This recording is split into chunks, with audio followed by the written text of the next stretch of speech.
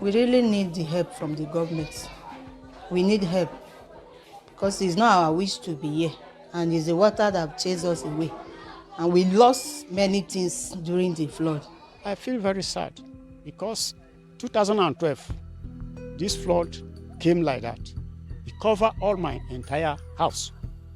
The money they pay me when I retire is what I take to build this house. Now I have nothing again. Please, I want federal government to do something about this flood. Let them do that, or any flood will come, will contain it, so that we minimize our suffering.